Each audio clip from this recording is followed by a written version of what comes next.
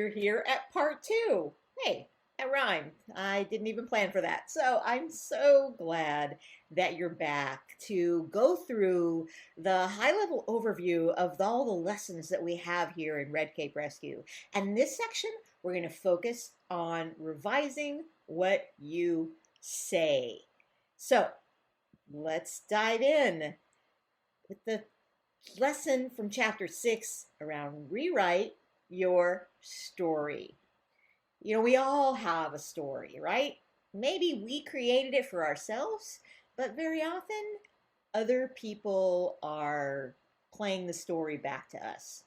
And often when we're hitting a hard time in our career, a hiccup, a speed bump, the story that maybe we've just landed into isn't the story that we want to propel us forward. What is not how we want to be known. So you can shift your story. This is something that's in your control. But you need to understand how to do that rewrite. So it starts. First of all, it's built on the work that you're already doing. If you watched the lessons in part one, to reset how you think, to start with how you think differently. But now, as you think about what you're saying, what really is true about you? I think there is so much more to each of our stories than we realize. And I tell some stories in Red Cape Rescue about some clients of mine who saw themselves in one way, but wanted to make some changes, but weren't seeing all the things that they already had that were assets for that change, things that they could say differently to people to help make sure they were seeing more of all the good stuff they were doing, more of the stuff of how they wanted to be known, not the way they'd been known in the past. So for you, as we work on this for you, here's your question. Write it down in your workbook.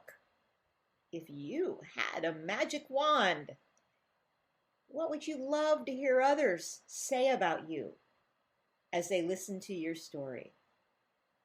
What words would you put in people's mouth? Oh,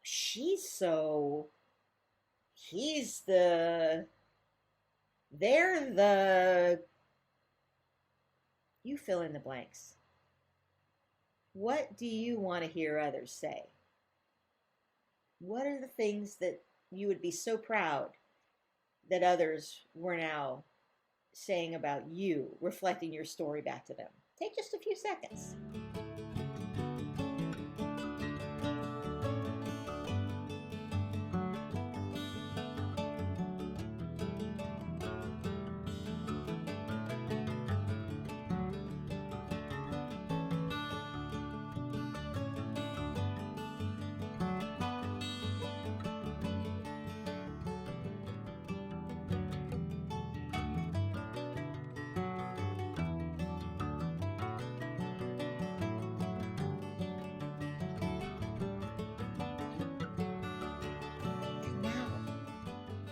As you thought about what you want to hear back from others about you, what does that tell you about the new story you need to tell? What are the examples you want to share with people of things that you're proud of, things that reflect who you want to be seen as, maybe not how you've been? And who needs to hear it? I had a mentor once say, it's hard to be a preacher in your own backyard. You know, sometimes if we've grown up in an organization or we've been in one place or had one role for a long period of time, you know, we've created that story about us. And it's not the story who we've become. It's just the story people have gotten used to. What's the new story that you have to know first and start saying? And then who needs to hear it? Use your workbook. Start sketching it out. Now's the time.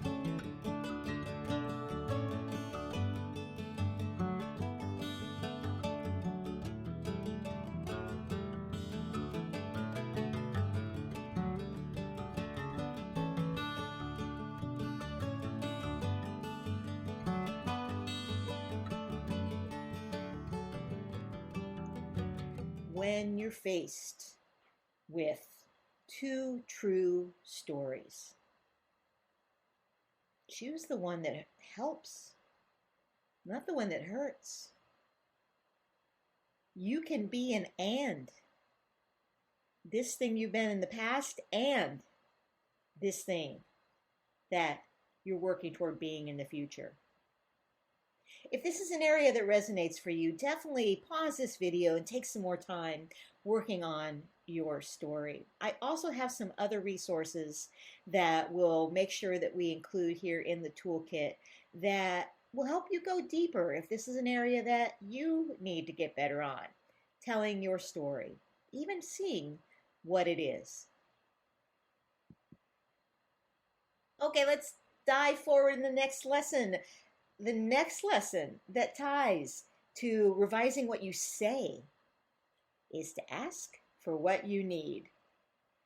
Oh, this is such a tricky one for so many of us, right?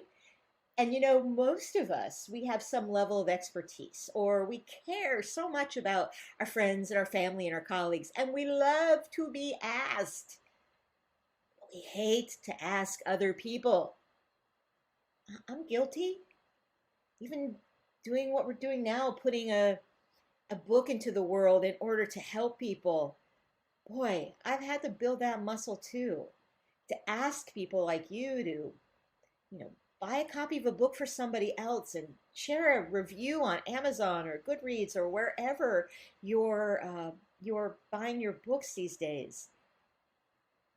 We all hate to ask, but we have to get better at asking. We have to ask because we can't get anywhere without asking other people for what we need. Our people can't read our minds. People don't know how we might need help. There is some research that I talk about in Red Cape Rescue around this illusion of transparency that most people think that other people can see that they need our help, but we can't. We can't read between the lines. We can't read each other's minds. We all have to get better at asking for help. So here's your question to write down in your workbook.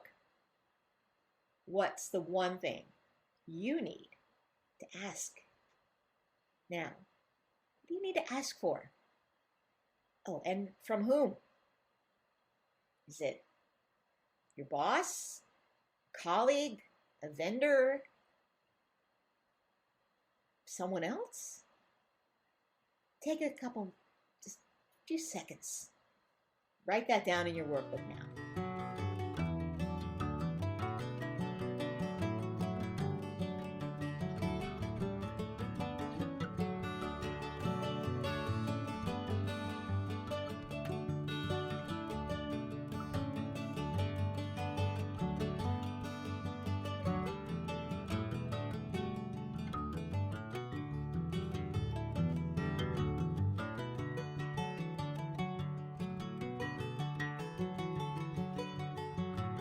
Okay, let's move on, but put this into practice, and if this is an area you need to get deeper on, put me on pause and go make that ask right now.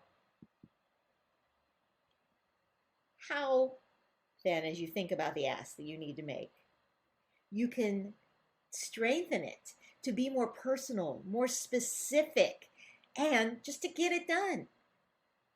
I give you some examples in the book of vague versus specific asks. One of the ones that always comes to mind in some of the work I do is people might say, well, do you know of any opportunities for me? To which most people's answer is, no, send me your resume and I'll keep you in mind, which is, goes nowhere. But to say, I'm interested in learning more about digital marketing. Could you introduce me to the person who is in the digital marketing department in your company? That's specific. That is something where I could say a clear yes or no to. How can you strengthen your asks? Yes, and I'm being very careful about how I pronounce that. How can you strengthen your ask to be more personal, specific, and to get it done? Just take a few seconds right now, write it down.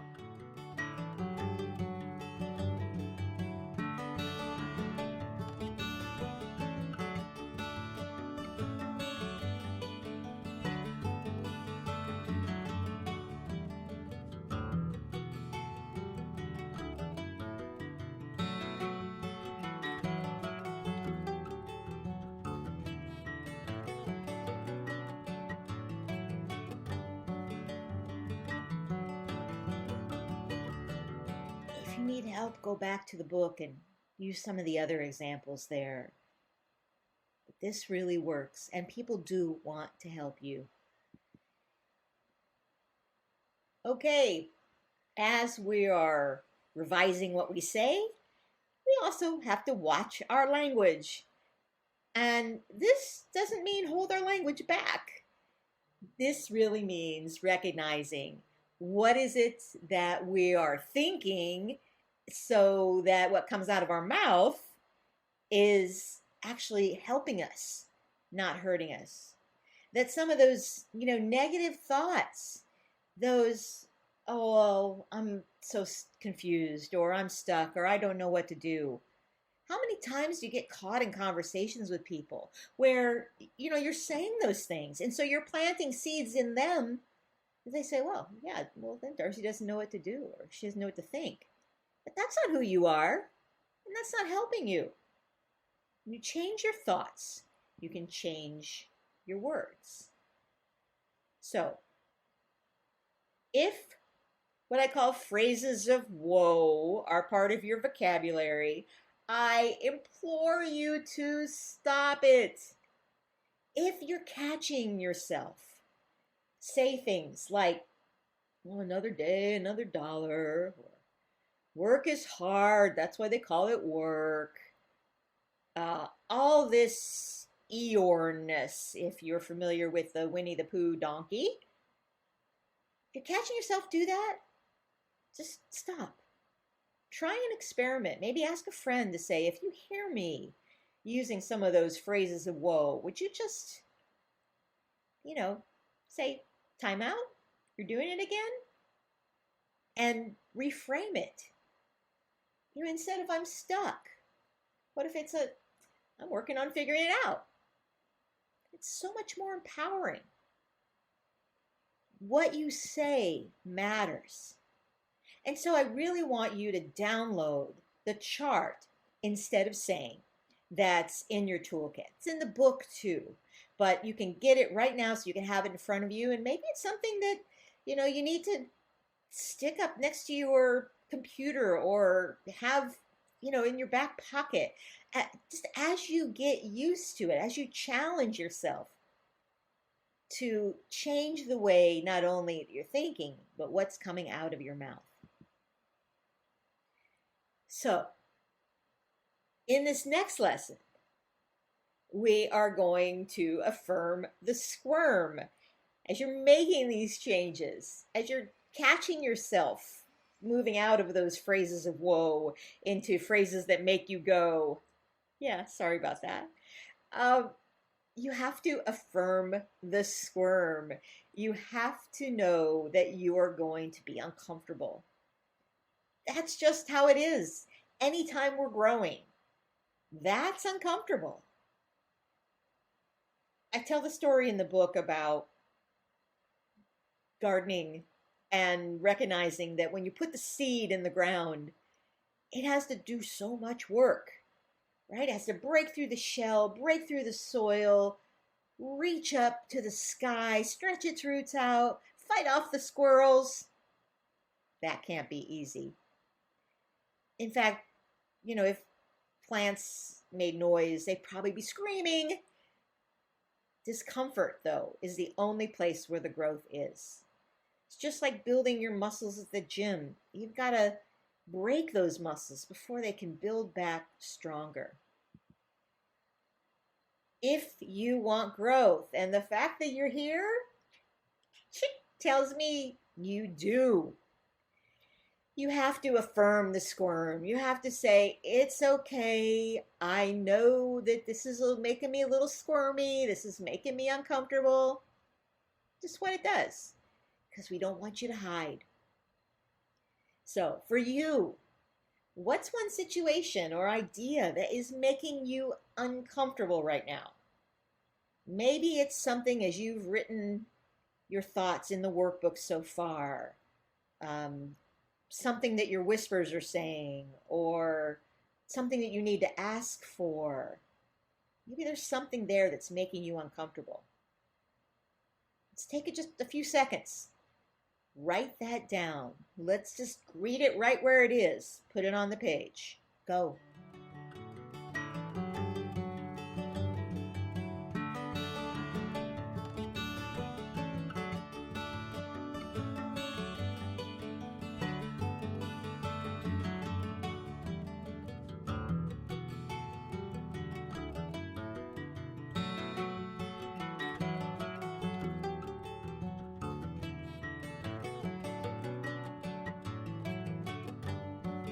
Okay. As you look at that thing that's making you uncomfortable, where do you need to affirm the squirm instead of wriggling away from it? Where do you need to step in, step up, step out, as opposed to hiding, as opposed to going into your shell, as opposed to compromising and just kind of saying, well, if it makes me this uncomfortable, it must not be right. No, discomfort is where the growth is. Where do you need to affirm the squirm? Write it down.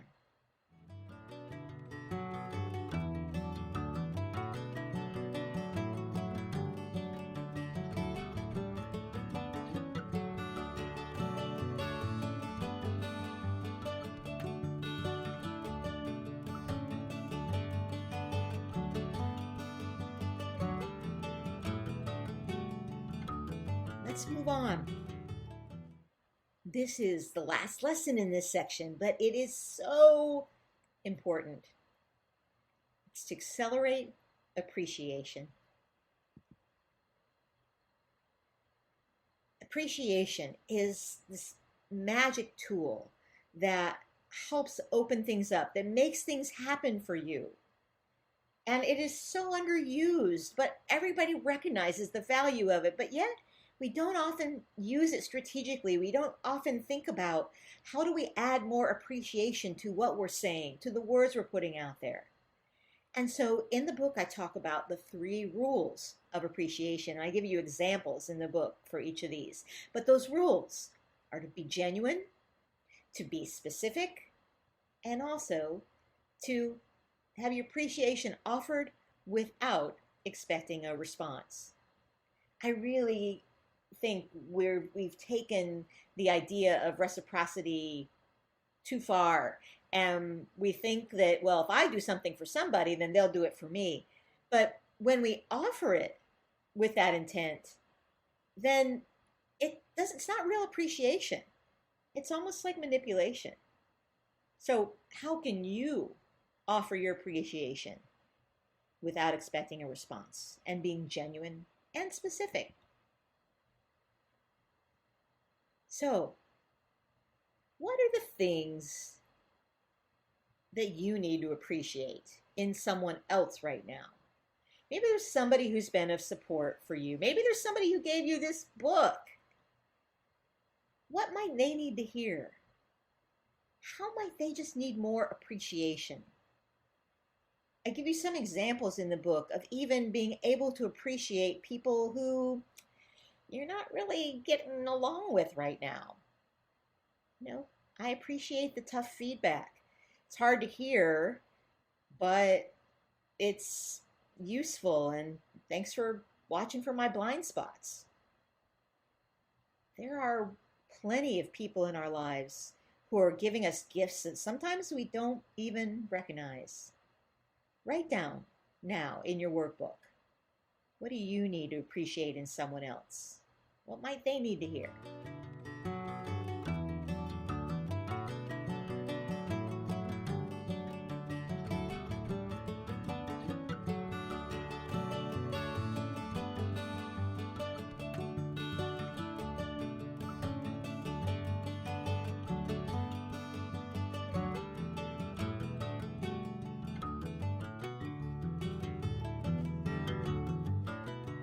Now, take a second. Let's talk about the most important person here, you. What do you need to appreciate in yourself right now? What do you just need to give yourself that pat on the back for? Maybe it's getting this far into this work. Even picking up the book, turning on this video, coming into this toolkit, writing things down. Maybe there's something else that you need to appreciate yourself for. Maybe it's not giving up, putting the time in your calendar to go through the rest of this toolkit, to be generous enough to share the ideas that you're learning here with somebody else. Write it down. What do you need to appreciate in yourself?